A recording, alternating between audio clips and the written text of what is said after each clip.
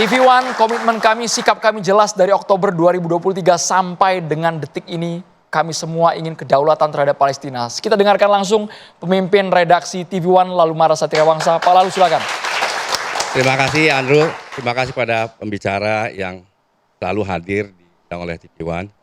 Sikap kami TV One jelas bahwa mendukung kemerdekaan Palestina dan mengutuk aksi kekerasan oleh tentara Israel di Gaza. Sejak awal peristiwa ini terjadi, kami terus memberitakan, kami terus mendialogkan, cari solusinya. Dan sekarang kita menunggu Pak Prabowo menyampaikan pidatonya.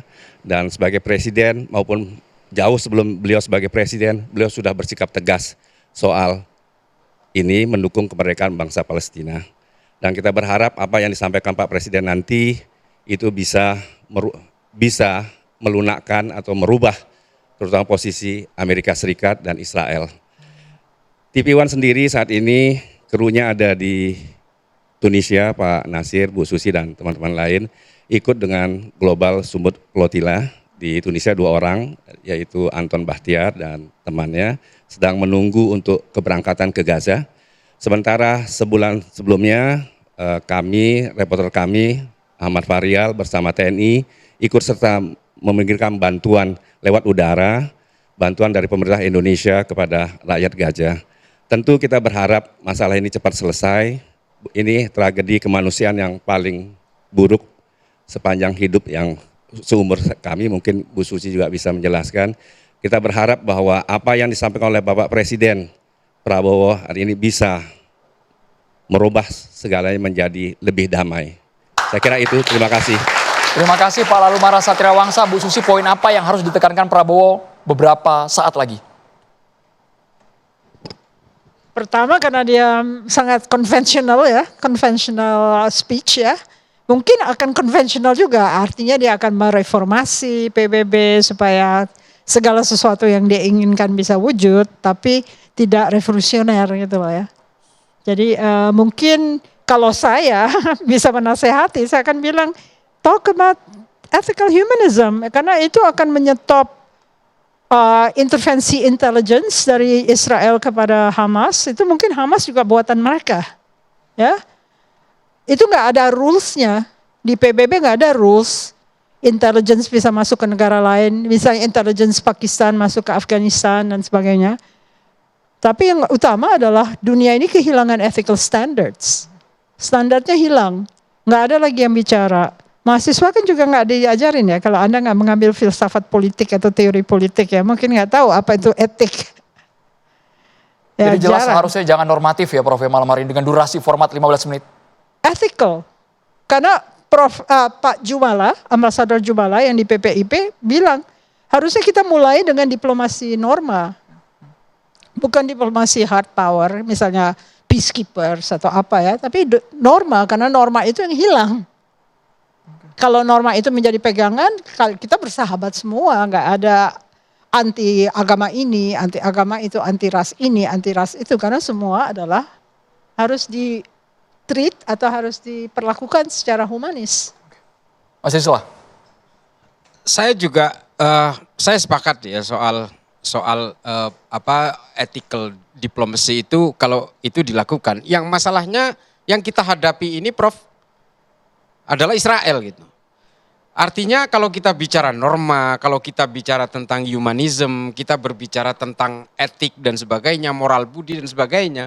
Israel ini seharusnya sudah kenyang dan seharusnya sudah meluap-luap dengan berbagai anjuran itu. Tapi yang menjadi masalah ini kan it's a very giant monster gitu loh. Ini yang kita hadapi itu adalah satu bangsa yang memang punya cita-cita untuk memakan semua yang ada di sekelilingnya. Nah ini mohon maaf Prof. Kalau saya lebih kepada tentang human ethics itu saya setuju sekali. Daripada kita tergiring kepada atribusi-atribusi agama yang selama ini lebih mengemuka dibanding dengan faktor-faktor kemanusiaan. Saya selalu menganjurkan konflik Israel dan Palestina ini jangan selalu dibawa dengan atribusi agama karena buat saya kemanusiaan itu beyond all religion, beyond all the nation gitu. Nah, ini bukan persoalan agama, bukan persoalan ras, tapi ini persoalan buntungnya dan cederanya kemanusiaan. Nah, mohon maaf saya lanjutkan sedikit, Ya, Prof. silakan. Saya berharap Pak Prabowo itu punya terobosan bagus dalam pidatonya yang berikutnya ini. Misalnya dia menyerukan orang-orang atau negara-negara yang mengakui kemerdekaan Palestina, kita boikot Israel. Toh Netanyahu kemarin sudah memboikot kan. Saya tidak akan datang ke negara-negara yang mengakui kemerdekaan Palestina. Ya kita hajar balik dengan kekuatan-kekuatan penuh dari 157 negara itu, bahwa kita boikot Israel, kita tidak boleh punya hubungan apapun dengan Israel, kecuali teknologi yang tidak dimiliki oleh orang di luar Israel. Nah ini yang jadi masalah kan begitu. Israel ini bagaimanapun, kenapa kok Indonesia yang tidak punya hubungan diplomatik kadang-kadang diam-diam belanja senjata, belanja teknologi ke Israel? Karena memang Israel ini punya hegemoni terhadap teknologi tertentu gitu. Nah ini yang menjadi persoalan. Tapi kalau secara aklamatif negara-negara yang mendukung Palestina merdeka menyatakan boikot, pasti mereka juga akan sekarat gitu. Prof Susi, counter attack-nya harus keras kalau versi Mas Islah. Nah ini kalau saya berharap Pak Prabowo bisa mengemukakan itu supaya ada tempelengan terhadap Israel. Ya, oke. Kalau saya tambahkan, dekolonisasi dulu berasal dari diskursus. Diskursusnya membuat negara-negara tersebut ingin melepaskan jajahannya. Jadi saya percaya betul bahwa the source of change is intellectual change. Jadi manusia itu bisa terperangkap oleh diskursusnya sendiri. Akhirnya semua akan mengikuti apa yang menjadi norma secara umum ya. Nah ini yang agak kurang dibahas ya. Mungkin Pak Prabowo karena TNI ya, mungkin jadi kurang membaca filsafat dan sebagainya, dan penasehatnya harusnya Rocky Gerung mungkin. Jadi akhirnya akan kita kembali kepada the source of change is intellectual change. You have to change the world, you have to change your people so that they believe in the same thing ya. Mahasiswa ingat ya. Jadi ada beberapa hal yang bisa mencegah orang melakukan kekerasan fisik. Sekarang masyarakat kita udah sangat prone kepada physical violence ya. Jadi karena diskursusnya itu berkurang terus. Universitas diintervensi. Sehingga akhirnya dosen gak berani. Kalau dosen melakukan terobosan-terobosan dia takut dipecat. Nah ini menjadi masalah di Indonesia. Jadi di Indonesia sendiri menjadi masalah kalau presidennya membawa usulan demikian dengan nasihat Rocky Gerung mungkin ya. Oke.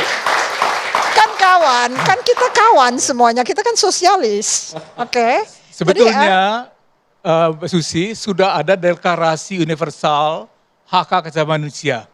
Semua tahu itu. Jadi disebut dengan etika itu udah ada teksnya. Deklarasi universal hak asasi nggak ada manusia. diskursusnya. Namun itu tidak dilaksanakan. Kenapa itu terjadi?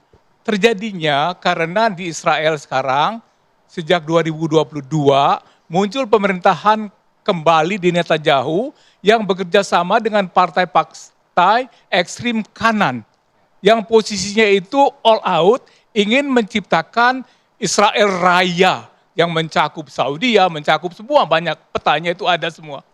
Jadi itu tujuan mereka, Zionisme kan di situ. Ini sedang dilaksanakan oleh Netanyahu. Dia ingin dicatat oleh sejarah bahwa dia menciptakan Israel Raya, gitu dia. Dengan segala cara. Bagaimana menyetopnya? Hanya apabila seluruh negara besar dan kecil menengah di PBB yang sekarang 150-an lebih, bisa nanti ke 200, yang sama-sama mengkucilkan Israel, mengeluarkan Israel dari PBB. Keluarkan aja Israel gitu. Kenapa tidak? Sidang umum berhak gitu mengeluarkan Israel dari situ. Itu masuk akal itu ya? Masuk Pak Nasir akal. Tamara ya? Ada negara-negara yang pernah dikeluarkan juga, yang mengeluarkan diri juga ada. Tapi Indonesia Israel keluar. semena-mena karena merasa punya backing AS. Ya Amerika Serikat itu tidak segala-galanya. Dan Trump ini kan 3 tahun lagi di kekuasaan ya. Dan pada kesempatan berikutnya generasi baru dari Presiden Amerika akan datang. Tapi satu hal yang saya mau tunjukkan juga, kenapa ini terjadi? Karena revolusi AI, revolusi sosial media, aplikasi, jadi algoritma yang membuat masyarakat terpecah, menimbulkan hoax di mana-mana. Dan PBB ini belum berhasil mencapai kesepakatan bagaimana menangani hal-hal yang buruk dari perusahaan-perusahaan teknologi yang memakai algoritma. Ini betul-betul sejak munculnya algoritma ini yang menyatakan ya atau tidak suka atau segala macam gitu aja, memecah dunia 10 tahun terakhir, ini yang telah membuat ketegangan dunia ini menjadi. Tetapi juga ini ada harapan bahwa negara-negara seperti Nepal yang ditindas, Bangladesh yang ditindas, tempat lain itu demokrasi muncul juga. Dan muncul satu generasi anak muda, generasi Z nih seperti ini semua, yang gak ada takutnya lagi. Yang mereka sudah bahasanya digital gitu kan. Tiba-tiba aja anak SMA ngomong begitu hebat di sana. Jadi hidup generasi Z. Harapan bagi bangsa Indonesia dan dunia internasional. Baik, kalau saya ingin mengembalikan lagi ke pokok persoalan kita, saat ini terjadi genosida dan putusan dari ICJ juga sudah jelas bahwa memang betul Israel melakukan hal-hal yang mengarah ke genosida, dan kemudian juga ada putusan di Juli 2024 yang menyatakan bahwa Israel itu tidak sah berada di tanah Palestina, harus keluar dari Gaza, harus keluar dari tepi barat, harus keluar dari Yerusalem Timur. Nah, masalahnya siapa yang menegakkan vonis? Kalau di kita misalnya hakim menyatakan ini pencuri dihukum 10 tahun, ya ada yang membawanya ke penjara kan gitu. Nah sekarang vonis sudah keluar dari ICJ, siapa yang membawa Israel itu ke hukuman yang seharusnya dia dapat? Harusnya ke Dewan Keamanan PBB. Nah sekarang kita ini masyarakat sipil itu ketika melihat situasi ini, kadang-kadang kita akan merasa, wah kayaknya jalan buntu semua ini, PBB kayak begitu, ada veto begitu. Nah yang ingin saya sampaikan adalah, karena memang cengkraman Zionis ini ada di mana-mana dan sedemikian kuat, artinya front untuk melawannya dan upaya untuk membela Palestina itu harus dilakukan oleh semua lini front.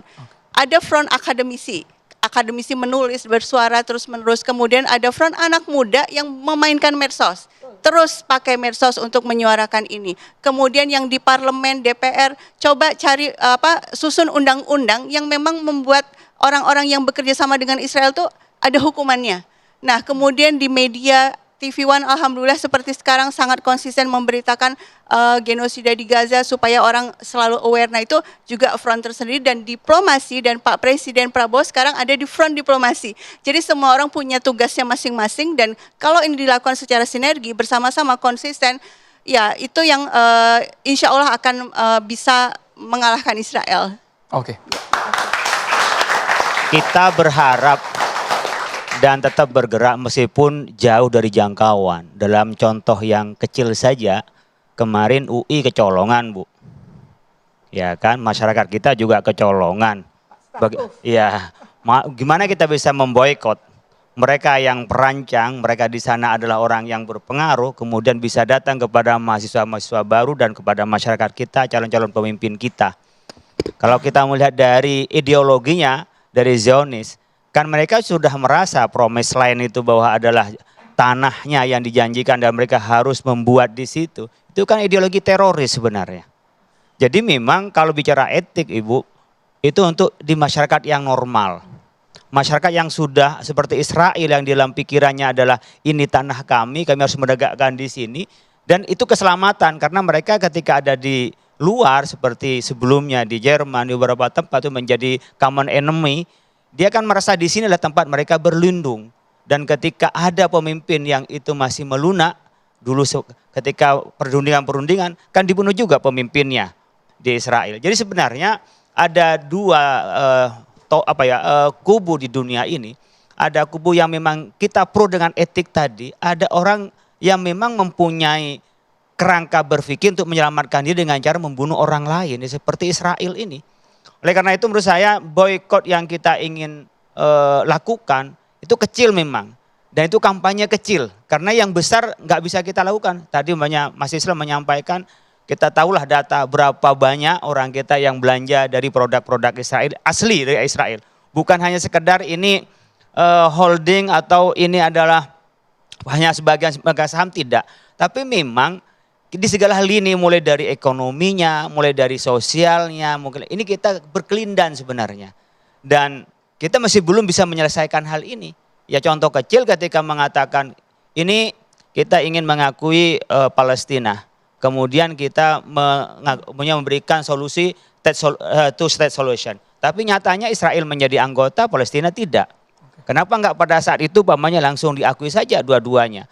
Kemudian kita dari sekian banyak itu kalah dengan satu, saya ulangi lagi, dengan satu negara yang namanya Amerika itu. Saya menganggap ya Israel itu ya Amerika sebenarnya.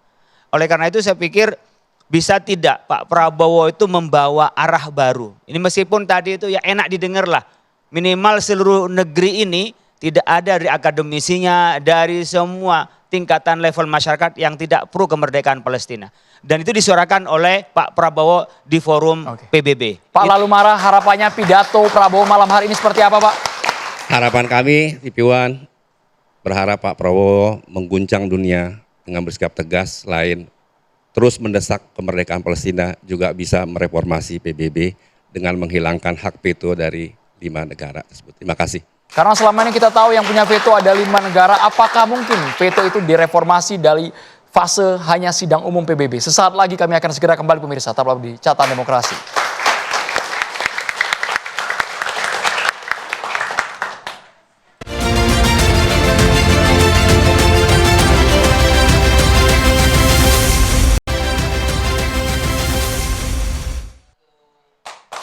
Sekarang kita libatkan suara mahasiswa yang ingin bertanya langsung kepada narasumber. Silakan, nama, asal kampus, pertanyaannya. Kesempatan yang telah diberikan untuk bertanya. Perkenalkan, saya Albert Zega dari Prodi Hubungan Internasional. Izin mewakili teman-teman saya untuk bertanya dari Universitas Budi Luhur. Izin bertanya kepada Prof. Suzy Sudarman. Pertanyaan saya di sini terkait dengan hak veto.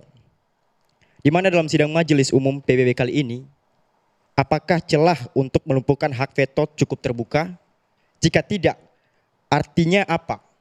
Apakah upaya solusi 2 negara akan gagal total? Terima kasih. Demikian. Sekarang sejarah dulu ya.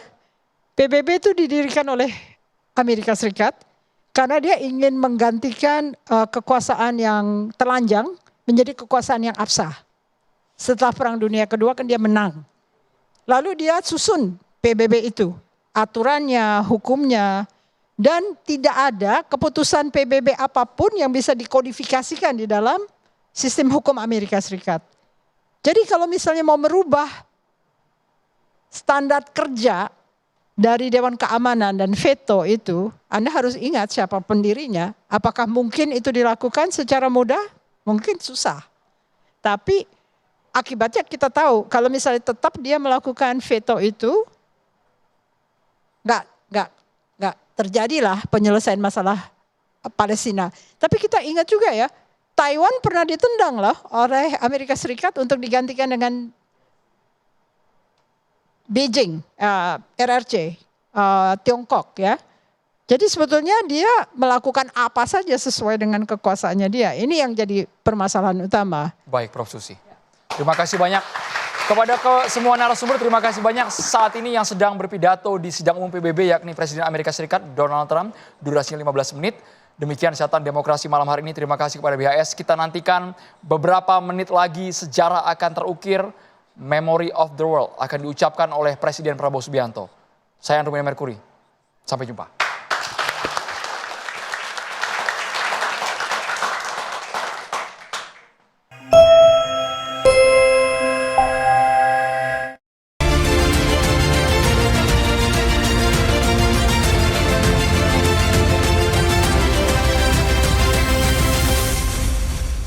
Dipersembahkan oleh